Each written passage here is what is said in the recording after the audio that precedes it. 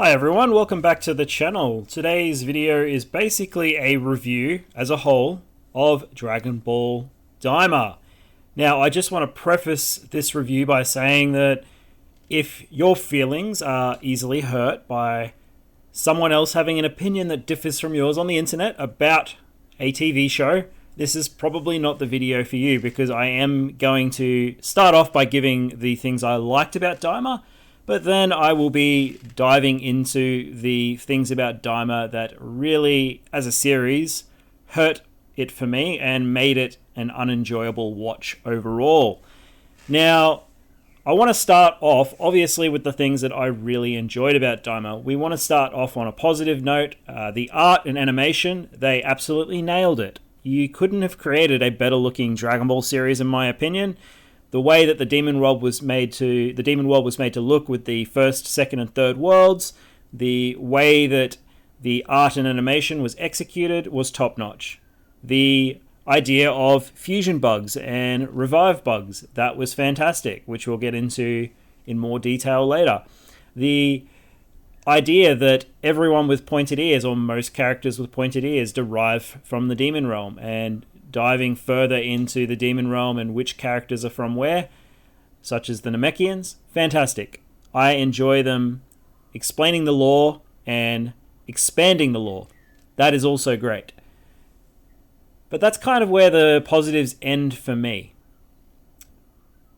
Obviously, there is a lot of controversial topics in Dragon Ball Daima that people are going to be talking about for quite some time, and I want to give you my thoughts on those. Now, obviously, as I've touched on previously, I'm not against taking ideas from GT, but in my opinion, if you're going to do that, you have to execute them in a better way, not take them and have a story that goes for 20 episodes and a show that really doesn't have a probably not a proper ending. It has a proper beginning and a proper middle, but not a proper ending. So for me, you've taken ideas and done, essentially, apart from Goku being a child and Goku's friends being children, you've done nothing new with the ideas, and actually you've executed them worse than GT. And let me explain why. Daima goes for 20 episodes, and today they really rushed the ending, and they really didn't tie it up the way they were supposed to. GT goes for 3 times that. It goes for 64 episodes. So GT has ideas and arcs that are tied up and executed in a far cleaner way than Daima did. Now, there is going to be obvious comparisons to GT. You can't take ideas from GT and then tell me that people are not going to compare the two. As soon as Goku was brought back as a kid, it was being compared to GT. But now we have Super Saiyan 4. We have a red dragon, a red color palette swap for Purunga, which obviously mirrors the evil dragon from the start of GT. So there's several ideas from GT that you've taken, which for me hurts the idea of a new show already. If you had executed them in a better way, obviously my criticisms would be mitigated a little bit. But because the show has really not done anything with these ideas, in my opinion, apart from explore the Demon World, it's really hurt the show for me. Now, Goku being children, for one, that's fine. It's hard to stuff that up. The idea that you've now expanded it onto Goku's friends, that's also fine. That's expanding on the idea. It's making it different from GT already. Super Saiyan 4, on the other hand, I feel like the build-up in GT with Goku needing to remember who he is as a giant golden Uzaru, and that trigger being Pan and the Earth and wanting to protect his family friends, that is much more emotional and much more in-universe for me than never using a spell on Goku that allows him to just transform. Design-wise, Super Saiyan 4 looks good in both. I prefer GT. I prefer the black hair. Red hair's been done already with Super Saiyan God. I prefer the wrists and the fists. They look very fat in Daima. In GT, they're proportionate and they look correct. I also like the 10 times Kamehameha. The introduction in the anime, obviously, of the Ryoken, or Dragon Fist, that was done in the movies. It was then introduced into Dragon Ball GT. But yes, the Super Saiyan 4 transformation in GT for me was just executed better, it looked better, and it accomplished more as a form. And I really can't go past the 10 times Kamehameha. That's probably my favorite thing about Goku's Super Saiyan 4 in GT. Now, contrast that with Goku in Daima. He has the form basically handed to him on a silver platter with a magical technique that never uses. And he says that he obtained it by training, with a throwaway line at the end of the episode. I'm sorry, I'm not going to buy that.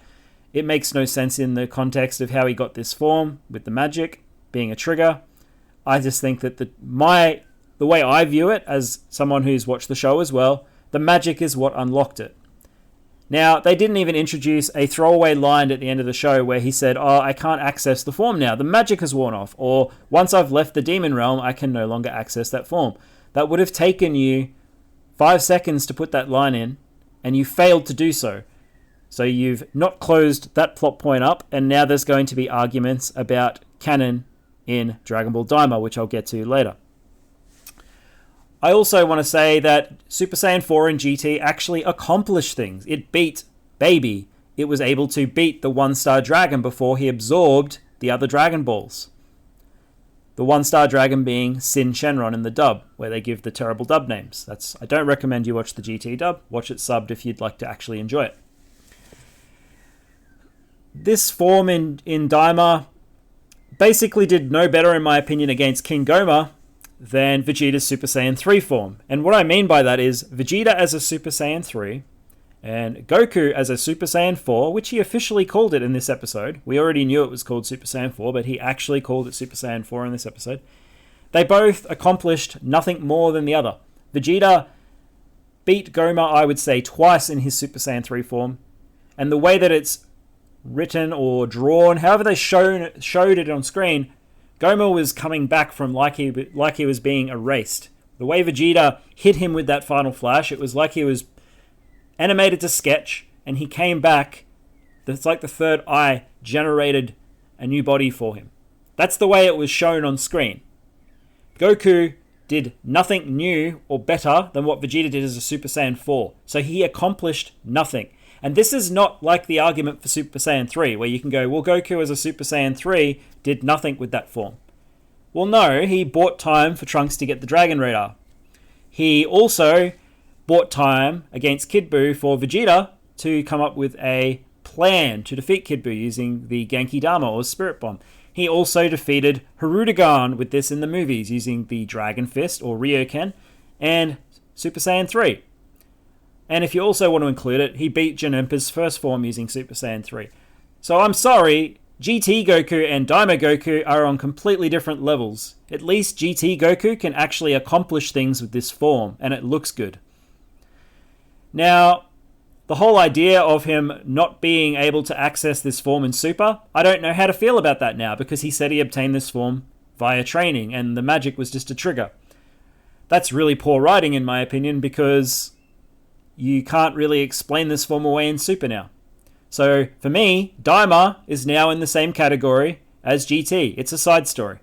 I have no problem with GT being a side story. I've often said prior to this review that I prefer GT to Daima. It has triple the runtime, it executes its story beats far better, and the ideas are original. Now, the Demon Realm is original, but your ideas that you've taken from GT are not original. So GT, for me, as a whole package, is far superior to Daima. Once again, that's my opinion. If you disagree, that's fine. I don't have a problem with Goku getting Super Saiyan 4 in Daima. I did at the start, but it's a TV show. You get over it. I have a problem with the execution of how it's used and the way it fails to close the story up using the Super Saiyan 4 transformation. So now you're going to have people in the coming weeks, months, saying, well, hang on, how come Goku never used Super Saiyan 4 in Daima? And that is all because you failed to explain it away at the end of this show. Now, my opinions on this show could change if you release a second season. Will they do that? I don't think so.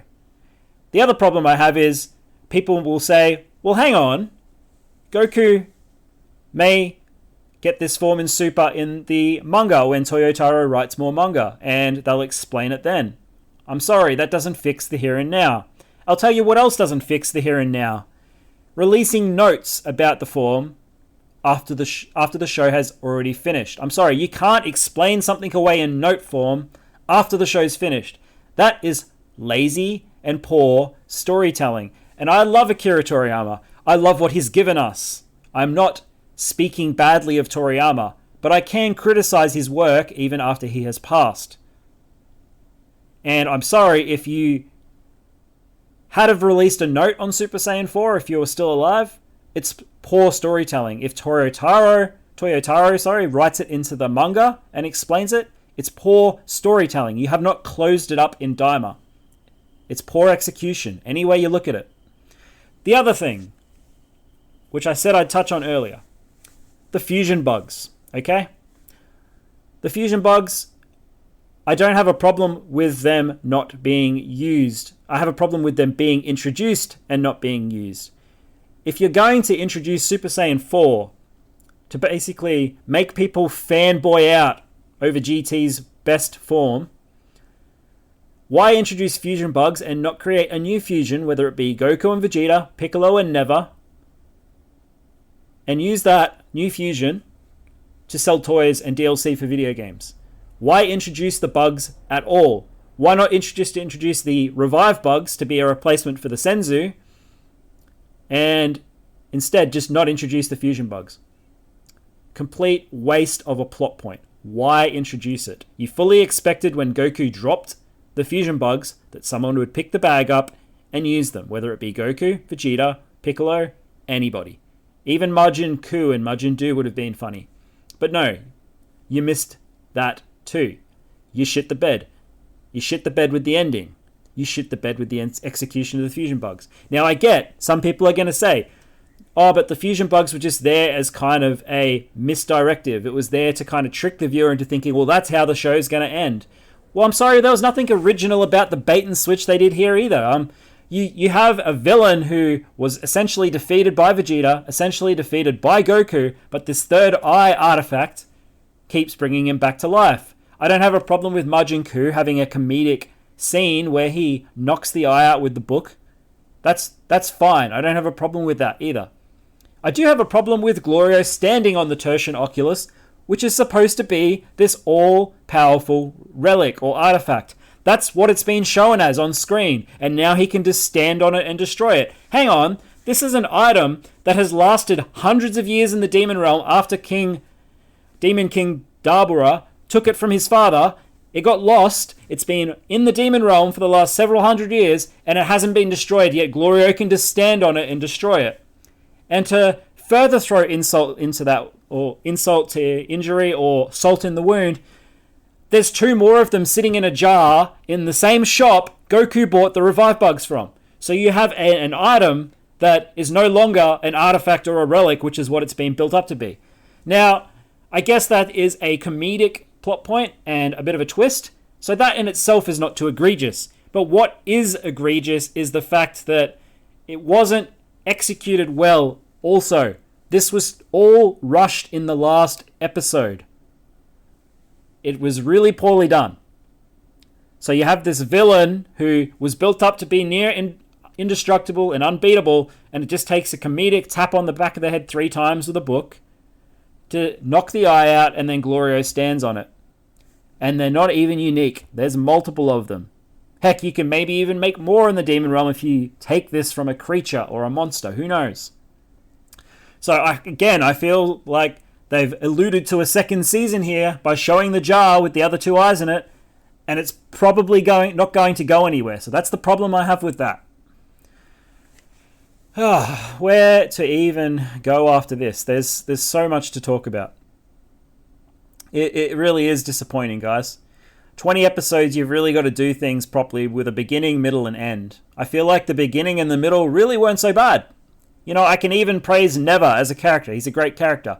I can praise the fact that they gave Vegeta Super Saiyan 3 and they gave him a unique hairstyle that suits his hair. But I can't praise Super Saiyan 4. I can't praise the way it was executed or the way it looks. And I certainly cannot praise the fact that it's now going to be debated about why it wasn't used in Super. Because there's 2 answers to that. One, poor writing.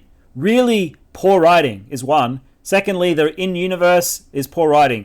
In real life, the answer is, well, guess what? Daima came out after Super. That's your answer. That's why. So even though chronologically it takes place prior to Super, in real life, it was written after Super. And that's the same thing for Super Saiyan 3 Vegeta. At least with Vegeta, you can say, well, he just chose not to use Super Saiyan 3 because he has better forms, such as Super Saiyan God and Super Saiyan God Super Saiyan and Evolved and Ultra Ego. You can say that, I guess. But then you'll have people going, but why didn't he use it against Beerus? Which again, he probably refined his Super Saiyan 2 form. We saw in the Dragon Ball Z Kakarot DLC that his Super Saiyan 2 form was equal with Goku's Super Saiyan 3, and we saw that Trunks' Super Saiyan 2 form in the manga was equal to Goku's Super Saiyan 3. So that's not some great revelation, okay? What is some great revelation is apparently all this time in Dragon Ball Super, Goku trained to get Super Saiyan 4, he had it, and the magic was the trigger to unlock it. So now you've shit the bed on that. And releasing notes afterwards not going to fix it. It's going to explain it. It's not going to fix your shitty show that you didn't draw an ending to properly. I didn't really know where my mouth was going with words then. You didn't write an ending that was properly done. Why couldn't you do a 30-minute episode like the first episode?